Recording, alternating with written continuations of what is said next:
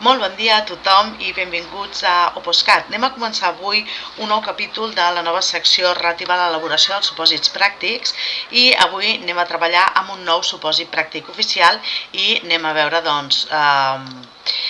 com el podríem desenvolupar. Es tracta d'un supòsit d'administracions locals, com podeu veure és un supòsit, en aquest cas és un format breu. En realitat aquí hi havia 4 supòsits pràctics amb algunes preguntes, amb 4 preguntes i s'havia de resoldre tots ells, no? Els 4 supòsits, per tant són mini casos pràctics. Ja sabeu que en l'àmbit local ens podem trobar de tot i per tant intentarem veure aquí diferents opcions per poder-los treballar més o menys tots.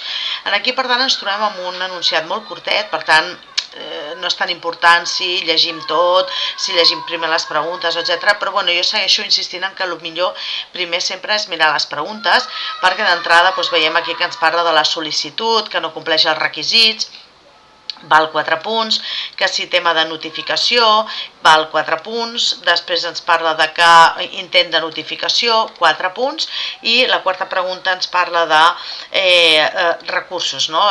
Aquest tipus de recurs, i també val 4 punts. I aquí acaba el supòsit pràctic. Per tant, ja ens fem una idea que és un supòsit pràctic de pura i duro, diríem, dret administratiu, que hi ha 4 preguntes, les 4 preguntes tenen el mateix valor. Llavors no cal alterar ordre ni res, tot ho hem de mirar de fer el millor possible i ja està.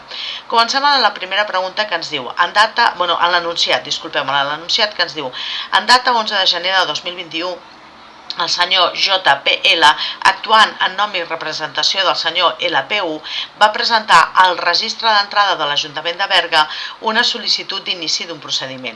Aquesta sol·licitud ha estat resolta per acord de la Junta de Govern local que posa fi a la via administrativa en data 18 de febrer de 2021. Això és tota la informació que se'ns dona. La primera pregunta ens diu si la sol·licitud presentada pel senyor JPL no reunia els requisits legalment establerts, com hauria de procedir l'Ajuntament? I es valora amb 4 punts. Bé, aquí està clar que si no reuneix els requisits ens està fent referència al tema de l'esmena de la sol·licitud defectuosa.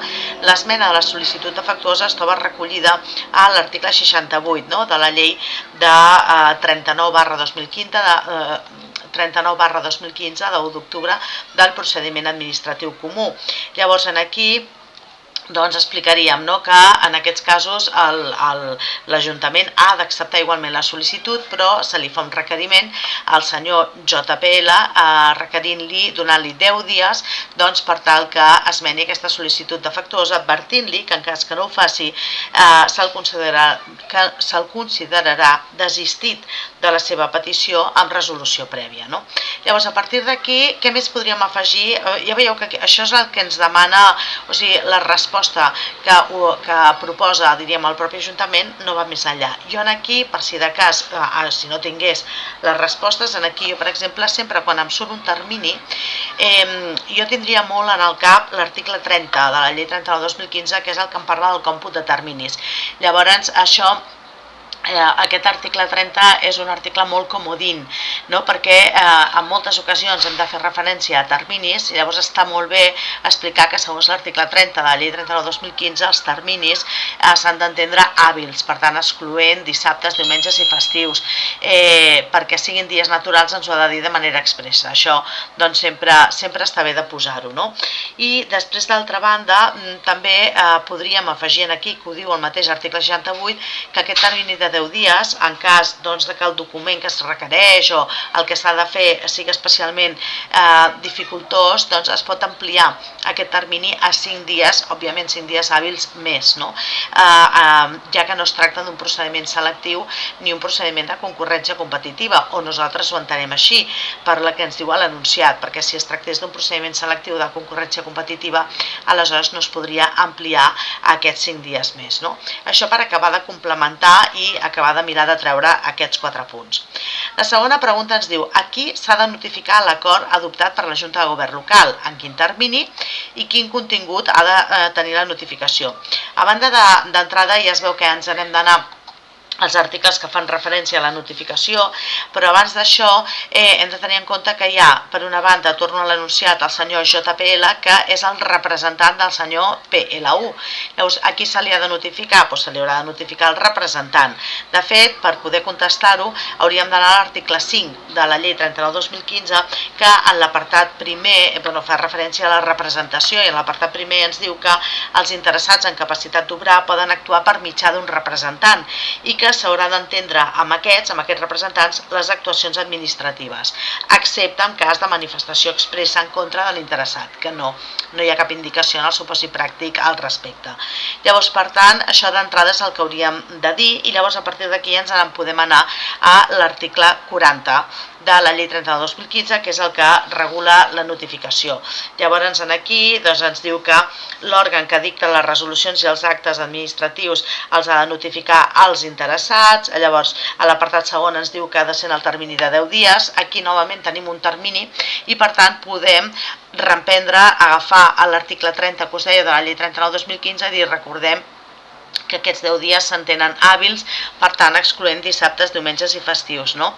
I què més? I llavors, d'altra banda, també ens diu quin contingut ha de tenir la notificació, que això ens ho diu el mateix article 40 a l'apartat segon, que és tot això del text íntegre de la resolució, indicar si posa fi o no a la via administrativa, quins recursos es poden interposar, tant en via administrativa com en via judicial judicial, l'òrgan davant del qual es pot presentar el termini per fer-ho. De tota manera, els interessats poden exercir qualsevol altre recurs que considerin procedent, no? Això és el que ens diu l'article 40. Doncs això és el que se'ns demanava, una transcripció una mica de tot el contingut de l'article 40. La tercera pregunta ens diu si després d'un primer intent de notificació no ha estat possible entregar l'acte administratiu al destinatari, com s'ha de procedir. També ens ho compta amb 4 punts, i llavors aquí ens n'anem a l'article 42, no? Que és el que explica la pràctica de les notificacions. No obstant això, jo aquí ara veig la resposta i ja veig que parteixen de la notificació presencial, que es pot més o menys entendre, ja que l'anunciat ens diu que es presenta en el registre d'entrada a l'Ajuntament de Berga.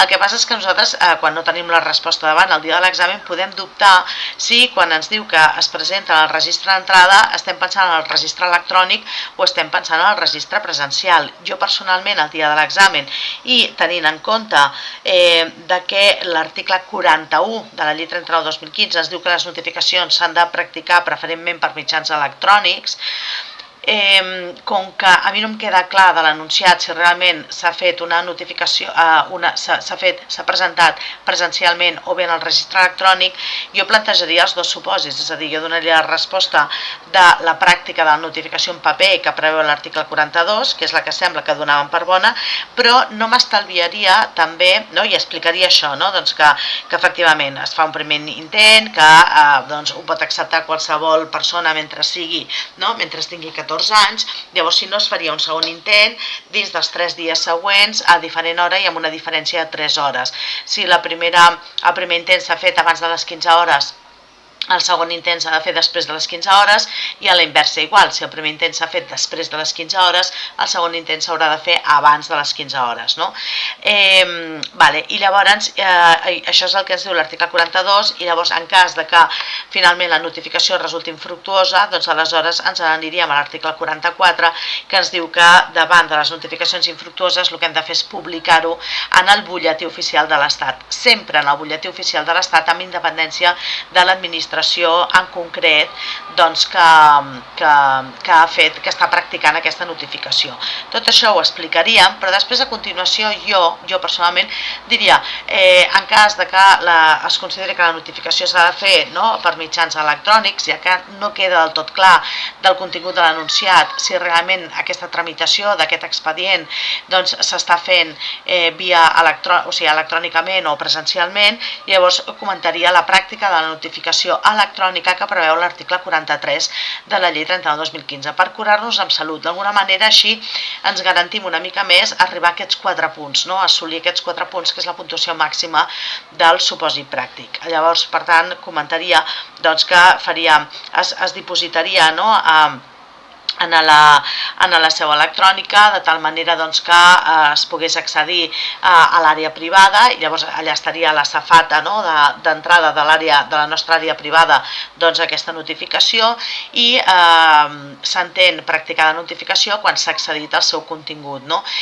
Ho deixarem, des de que ho hem dipositat, deixarem passar 10 dies naturals, en aquest cas, perquè es diu expressament que són naturals, per tant incloent dissabtes, diumenges i festius, i si passen aquests 10 dies naturals i ens consta, nosaltres com a Ajuntament ens consta que està allà dipositat, han passat 10 dies naturals i no s'ha accedit al seu contingut, aleshores entenem que això s'ha rebutjat. Vale?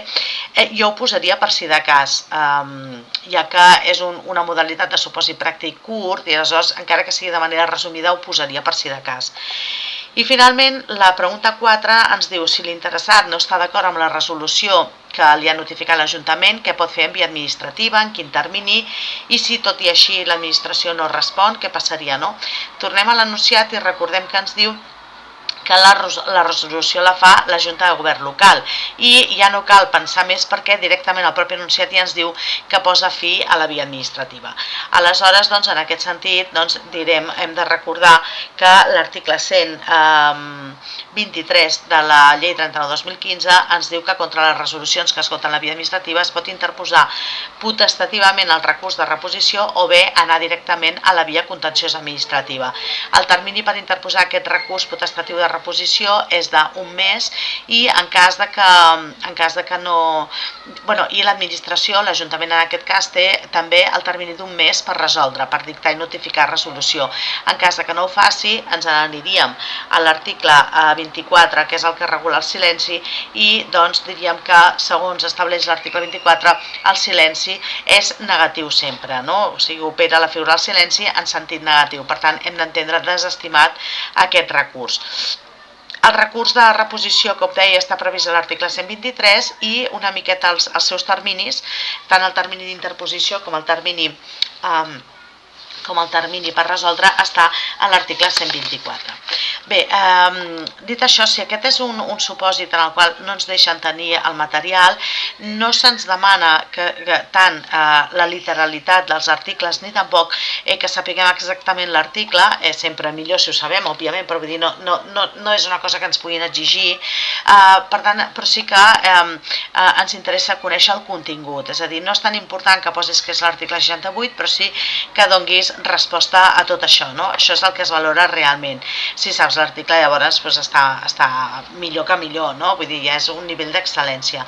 Llavors, a vegades, com que és molt difícil memorísticament aprendre'ns tots els articles si no tenim la llei al costat, doncs aleshores ho hem de mirar de compensar afegint informació, com us deia, per exemple, el tema del còmput de terminis, que en aquest cas, en aquest supòsit pràctic, ens resultaria molt útil perquè hem parlat de diferents terminis i, per tant, podem incloure el còmput de terminis de l'article 30 en diverses ocasions, i afegir sempre alguna cosa més del que ens pregunten. És a dir, nosaltres sempre concretem i d'entrada responem en concret el que ens estan preguntant, i després a partir d'aquí intentem afegir alguna cosa més que tingui a veure, que demostri el nostre coneixement, fins i tot el perquè de les coses també es valora molt, perquè es veu que no has estudiat com un lloro, sinó que entens el que estàs estudiant i és una cosa que agrada molt, i per tant que us recomano. Per això sempre dic, en la mesura possible, estudiar entenent i després plasmar-ho, plasmar, demostrar el perquè,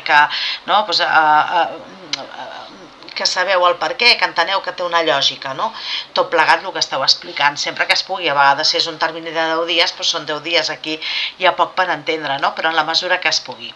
Doncs bé, fins aquí el capítol d'avui. Recordeu que cada setmana tindreu un nou capítol d'aquesta secció. Recordeu també que si sou membres del nostre canal, doncs us podem ampliar la informació o resoldre dubtes que pugueu tenir a través del xat. A la descripció teniu el link a la nostra pàgina web, com sempre. Si us agrada i us interessen aquests vídeos, si us plau, subscriviu-vos i doneu-nos like, que ens ajuda molt. Moltíssimes gràcies per la vostra atenció i, com sempre, a tope!